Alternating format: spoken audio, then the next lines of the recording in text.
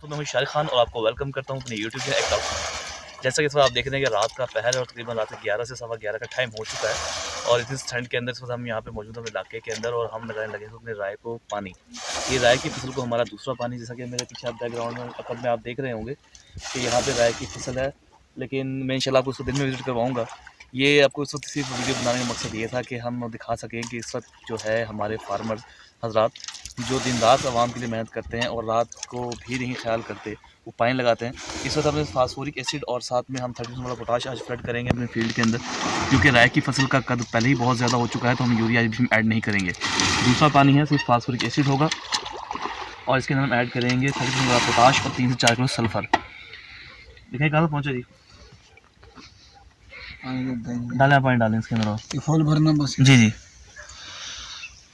इसमें 30% वाला डालेंगे, ऐड करेंगे 30% वाला पोटाश। मैंने इसका लेवल उतार दिया है, आप कोई भी 30% वाला पोटाश यूज़ करें। साथ इसके अंदर हमने ऐड किया है 30% वाले पोटाश के साथ इसमें ऐड करने जा रहे हैं फास्फोरिक एसिड। ये जी अनसील्ड हो रहा है।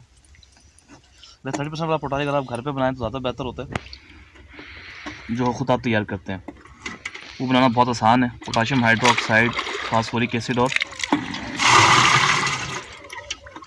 पानी के साथ मिला के बनाया जाता है।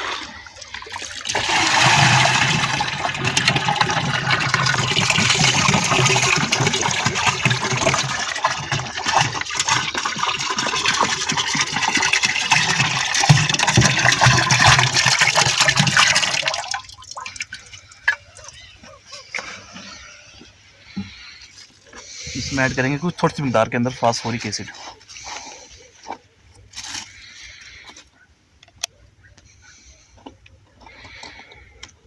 ये खुद बना के पहले रख लेता हूँ, हर साल रखता हूँ।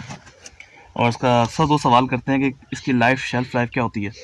तो जब हम इसको इस्तेमाल करते हैं उसको अच्छी तरह ध्यान रखा करें कि जब आप इसको कुछ दिन पहले तैयार करके रख लें तो इसको साथ साथ हिलाते या करें इस्तेमाल से पहले। उस दौरान जो है ये बहुत बस अपने चेहरे वाला पीछे रखेंगे, ये रिएक्शन ज़रा ख़तरनाक किस्म का हो सकता है। अल्टीमेटली तेज़ाब ही है ये।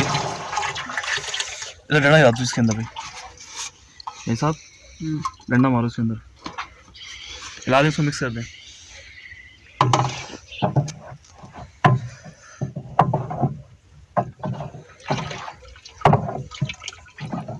इंशाल्लाह दोस्तों सुबह आपको इसका विजिट करवाएंगे फील्ड का अपनी का। पहला पानी है तो यूरिया 2 वजूहात की बिना पे मैं इसमें नहीं दे रहा। एक, अगर मौसम दिन में गर्म हो तो यूरिया इस्तेमाल ना करें तो बेहतर होता है। इसके पीछे ये रीज़न होती है कि गर्मियों के अंदर चूँकि वो कभी स्माइल करता है और जब कोहरा ज़्यादा पड़ रहा होता है, दिन और रात दोनों ठंडी होती हैं, उस सूरत हाल के अंदर आपको ये एज मिल जाता है कि वो यूरिया अपनी ताकत देता है, पौधा ऊपर उठने की बजाय साइडों में खिलता है, यानी कि बूटा ज़्यादा मारता है। तो कल पहले बहुत ज़्यादा हो चुका है, इसलिए दफ़ा में पहले उसको दूसरा पानी है उसमें यूरिया नहीं ऐड कर रहा।